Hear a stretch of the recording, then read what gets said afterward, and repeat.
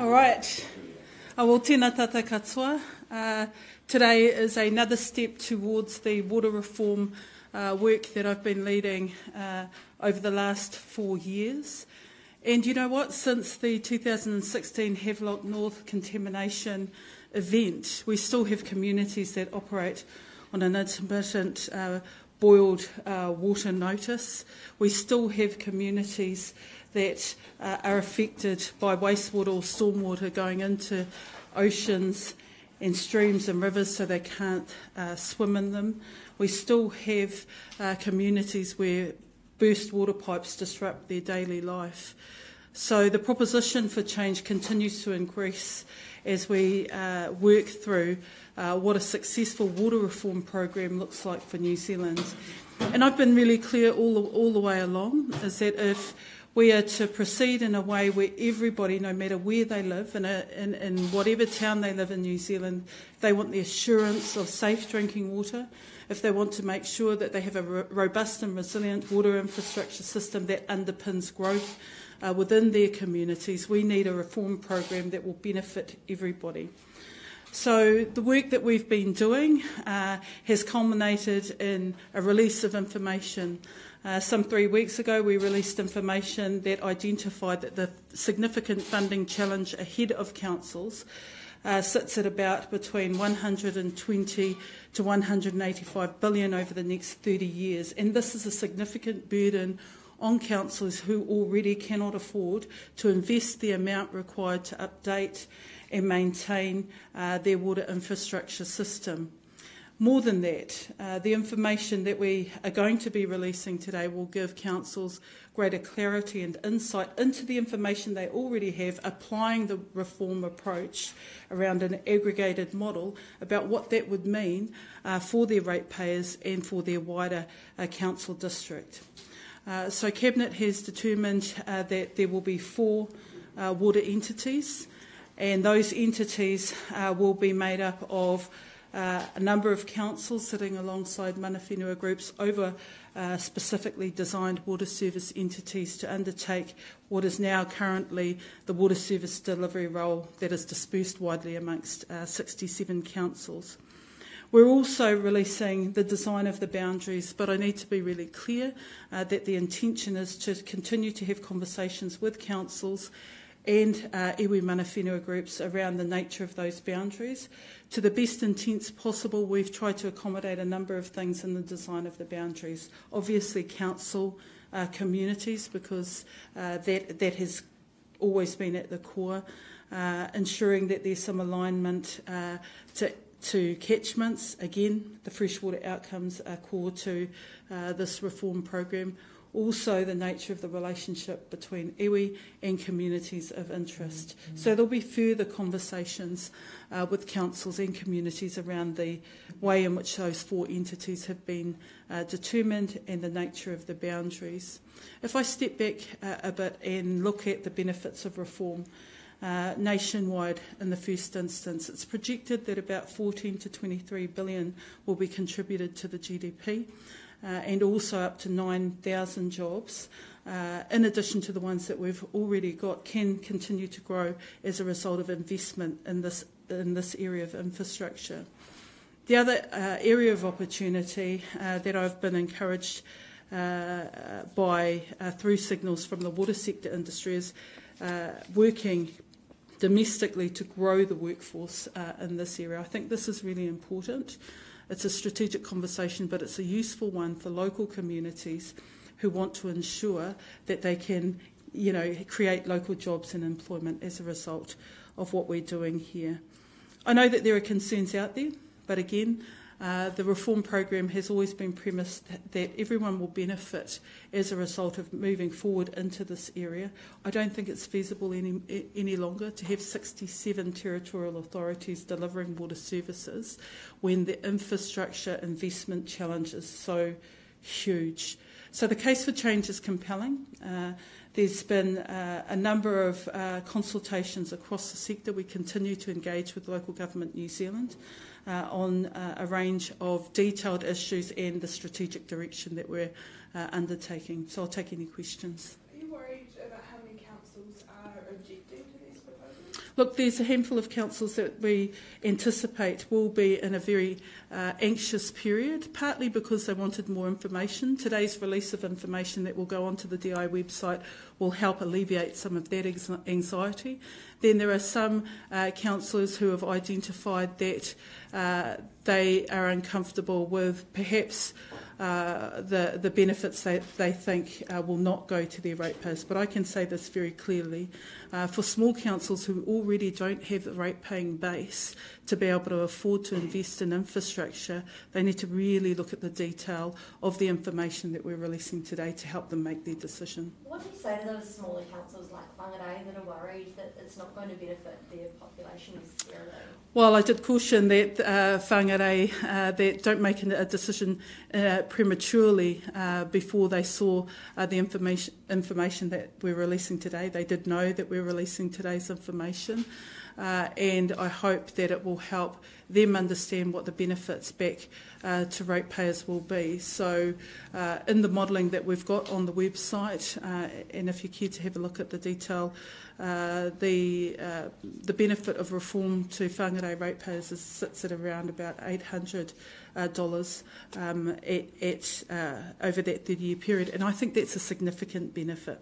The broader benefit back to Whangarei also is to have an assurance that they will have world-class infrastructure, and I think that's the real focus for those communities who still remain anxious. When you're talking to the councils, is it more of a this is what we're going to do and telling them how they're going to get on board, or is there room for them to really push back? Essentially, if there is enough councils saying we don't want this, will the government reverse its decision? Actually, right from the beginning, we've taken an approach to work in collaboration with local government and with councils. This probably is one of the most foreseen and longest conversations that we've had in the sector.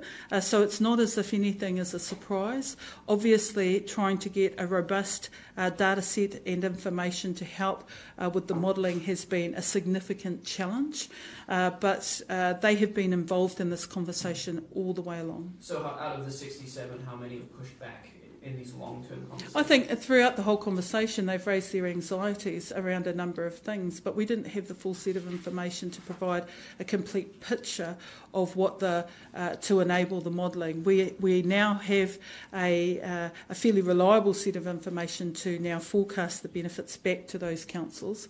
They will be waiting for this information that we're releasing today.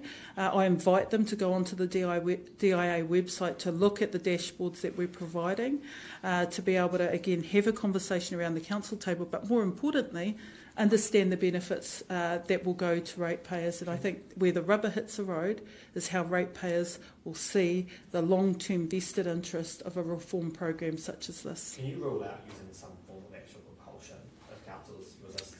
Look, as I say, all along I've tried to ensure that we've had a conversation that has been with local governments.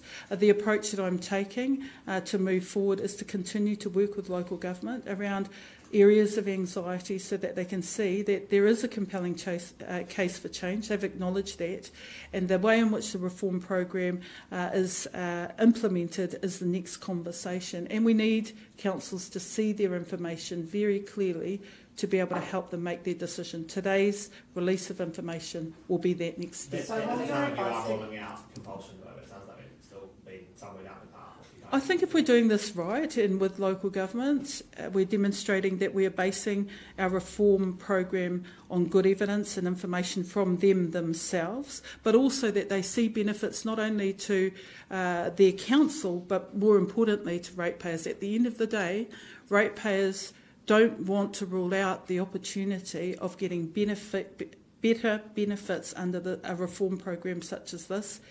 And if councils rule that out too quickly, then ratepayers will end up paying. Your former colleague Phil Goff has criticised these reforms quite heavily as well. What do you make of his arguments? Auckland will stand to benefit from the reform approach as well. There is no doubt about it. In fact, they've received detailed modelling from the Water Industry Commission of Scotland to be able to prove that. So what your advice to Cabinet next month be then that the reforms apply to everyone, no exceptions, that everyone is in on this? I've continued to maintain that the benefit of this reform program can be achieved with all councils being involved, and that is a very important element of the approach, but also how we're working. Because we have maintained a range of engagements with local government on the steering committee, for example, which has very detailed modelling and access to information, with our team that has gone out to engage and consult on elements of the reform direction and approach, and then with myself also meeting with councils. Just on the privatisation element as well, the proposed referendum against it, given that any subsequent government, I guess, could actually just, like they wanted to privatise, they could overturn that clause, couldn't they? So how meaningful is that privatisation element? Well, councils currently own water assets, and in the reform approach that I'm proposing, they will continue to own the assets within the context of the new water service entities and alongside other councils. But I can say very clearly, and I've said this right from the beginning of the reform program, we are working towards a public ownership model of water service delivery, and we are ruling out any form of privatisation. Kaipara Mayor Jason Smith has been saying that he's worried about the impact on his council's balance sheet if he hands over the assets to another body. Is that a concern for very small councils like Kaipara, which I think has only got about 5,000 ratepayers? Look, there are design aspects of this reform program that will deliver significant benefits to councils. Firstly, separating balance sheets, because often councils are having to trade off decisions through their LTPs with investment in infrastructure against other community wellbeing. So separating balance sheets will create some headroom for councils, but also will enable the water service entities to be able to debt finance the long-term investment requirements in infrastructure. In regards to cost, there's an estimate of 120 billion to 185 billion. Do you have any more detail about how much this is going to cost? We've released that information publicly. In terms of the projections, that's the long-term forecast projections. What we can do is marry up what councils have provided for in their LTP process under the existing framework against what is required and projected for investment in infrastructure, and identify what the gap is. Do you confident that councils have provided you with the correct information given their resistance or their concern about these plans? Look, I think councils have worked really constructively with us. We went through an RFI process in about February this year. We got about 14,000 lines of data entry, and that took quite a bit of work from those within councils who have access to the detail of the information. I think they have done as best they can.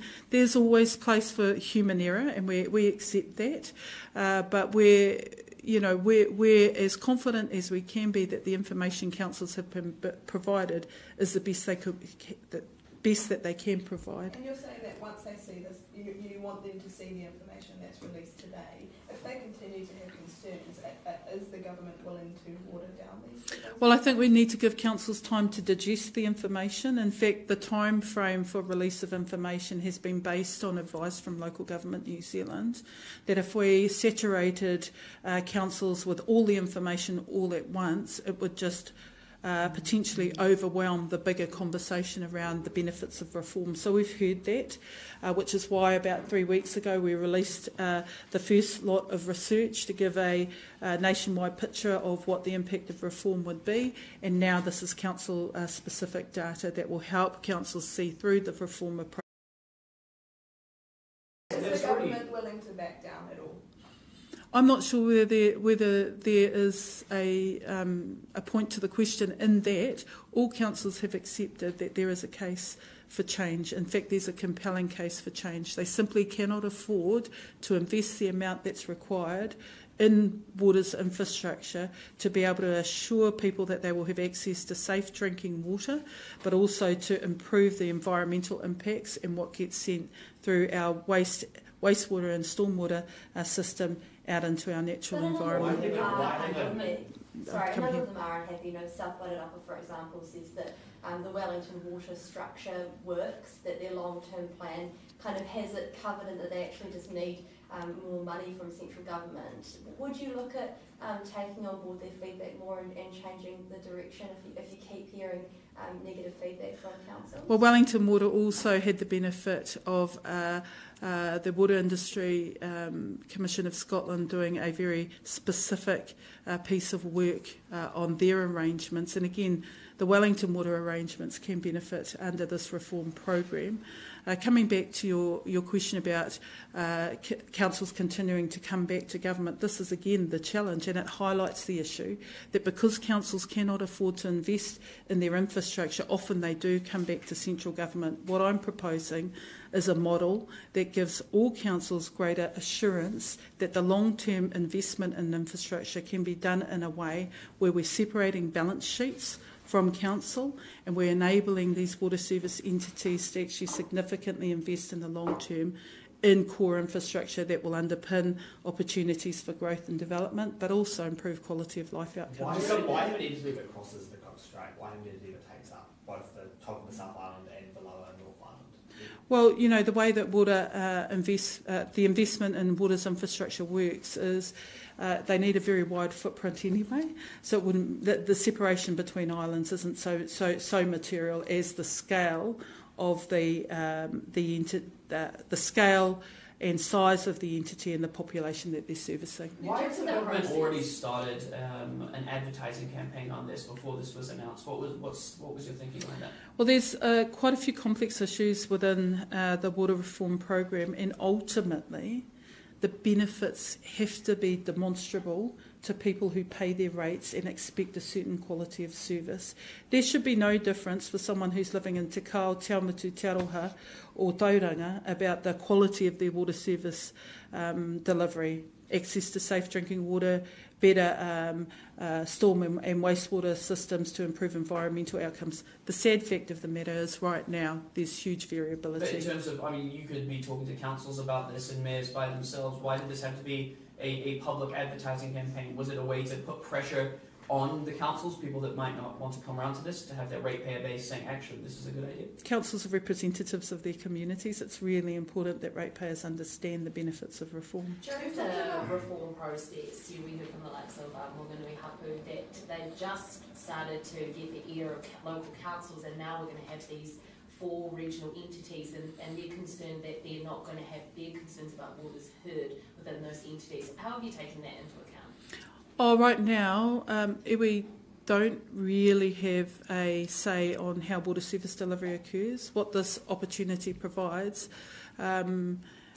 is an opportunity for mana whenua to contribute to the way, the priorities that iwi have set around te mana o te wai, the way in which catchments are managed for the benefit of the community, freshwater outcomes, but also services back to community. Those are all areas where mana whenua have very clear interests aligned to the broader community, and the water reform approach that I'm proposing will ensure that their voice can be a part of the reform program. Is a commitment to mana whenua representation at the representational group level, who will then elect the panel, who will then choose who's on the board? How can you ensure that at that board level there will be the same mana whenua representation?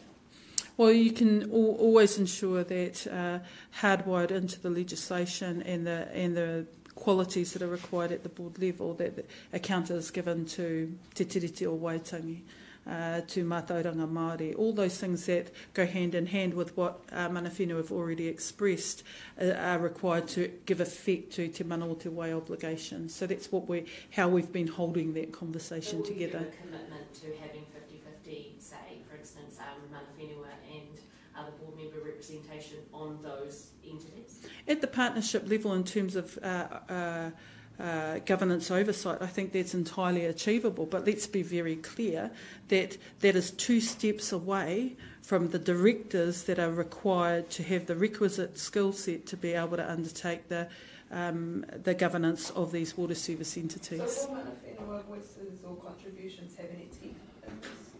Well, they'll have more teeth than what they have now. Tōna tikanga ka kōrero no tāua hei te ahia hine engari ki te raru te rāwhakaritenga. Tēnā whakamaramahia mai, tētahi o aua rōpū wai, mai tāmaki mai kaurau ki te rerenga waihua. Kei reira, ko muri whenua, ko hokianga, ko whangarei, ko tāmaki, ka pēhia ai e rongo hia tonutia e nei rōpū i o rātou reo. Ua mea te whakarohia tuatahi ki tā rātou nei ake rohe, me ngā toronga wai kei taua rohe. Atu i tērā, kia ata whakarohia kia whakakotahi ā rātou nei rautaki me ki, kia taia te whakamahia i ā rātou nei wawata ā rātou nei hiahia kei runga i nā tūranga e wawahi i roto i tēnei o ngā kaupapa. Mo tērā kāhui Māori ka noho tahi ki te kāhui matua, he mana tō tērā kāhui Māori?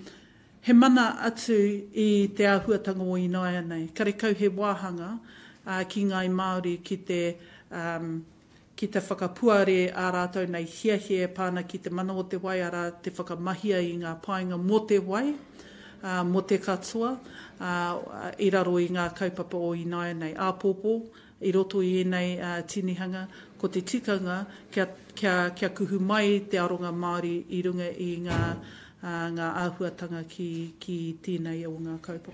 Hea okupu ki ngā kaunihira pēnei anō kia whangarei, rātou i noho taia pāna, e āmai mai, e mataku ana rānei. Hea okupu kia rātou? Well, mea te whakarohia, mea te tirohia ki ngā rangahau i puta mai i te rangi nei. Kei reira ngā tatauranga, te kite atu i ngā painga mo a rātou nei whānau rātou i noho ki tā rātou rohi. E pātai anō mō te karere. E whakawhono ana koe nei te aratika, kia hae? Nā rungi te pakaru o te anaia nei. Hea o wawata mō te kaupapa nei? Me he mea ka taia te whakamahia tēnei o ngā kaupapa, he painga mo a tātou nei wai Māori, mo tātou katoa ara ki a tātou nei tai ao, kia whakapaipai i te āhuatanga o te wai, kia kuhu mai te tirohanga Māori ki ngā mahi o ngā kaunihira, ngā mahi o enei kamupini hau, ki te aro atu ki ngā whakaaro Māori. Can you promise councils that privatisation won't occur? Well, I give an undertaking that privatisation will not happen, and that has always been at the premise of the commencement of this reform program, is we've designed a model where public ownership is core, where we can assure through legislative and other aspects of the way in which the entity design has been created to mitigate and actually make it more difficult for privatisation to occur. And why not provide councils with this detail sooner? Oh, look, they've generally known the direction of travel. I've been very open all the way. This has been the longest conversation that I've had over the last 4 years around giving assurances around public ownership and not supporting any form of privatisation in the final design of the model. As I said previously, what we're trying to ensure is that we're releasing information in a way that is digestible to councils. We're continuing to work with local government and councils around the reform approach, and that is the approach that I continue to maintain. Is this going to do anything to address the water connectivity and quality problems that we're seeing around Marae or around the country? That's a really good question. In part, that will be a responsibility of Taumata Arawai, the regulator, who will need to consider the way in which marae and rural water supplies are brought in to the regime of a higher drinking water standard and also higher freshwater standards. And so there'll need to be some quite serious considerations about how marae are brought in, if they're brought in, and what the terms and conditions are. And Taumata Arawai will have quite an influence over that. And then in the second instance, in the design of the new service entities, obviously within the context of mana whenua participation, no doubt they will raise some expectations along within their rohe and in relation to catchments about how that might be achieved as well. And obviously, and just last thing, that Willie Jackson's obviously making more announcements tomorrow, which was your space previously in terms of that national conversation. Do you expect, when you're talking about co-governance and what that may look like into the future, that this sort of work, I guess, is going to be pivotal in enhancing that co-governance and that treaty partnership model? I believe that the model that we're undertaking has benefits for all New Zealanders in the first instance and all communities. And the way in which local government works with mana whenua iwi Māori going forward is going to be critical towards achieving a number of outcomes: economic, social, cultural, and actually improving quality of life, and that these reforms are in the spirit of that direction. What are the avenues for private sector finance to be incorporated with the new water bodies, which you've talked about in the past? Oh, look, we're continuing to do thinking in that area, but look, what I can say is that we're working with the sector around questions such as that, and this is right now we're focusing on the information and the detail for councils to consider. Again, to keep in the spirit of the reform approach that we're taking is to build consensus to move forward, because the case for change is strong. Any further information will be a matter that will be released over time. You mentioned they have North crisis, water crisis at the start of this presser. Under this new reform system, would you expect that that sort of thing wouldn't happen? What I would expect is that we're not compromising the level of investment required for infrastructure upgrades with other things, which is what councils already are doing now. The LTP process clearly demonstrates that. So, you know, the water service entities will have its sole purpose and function, which is to continue to maintain a strong and robust network, but also provide for growth across that network, so that we've got a world-class three waters infrastructure system throughout New Zealand. And I believe the benefits of this should be tangible and real to every community. Thank you.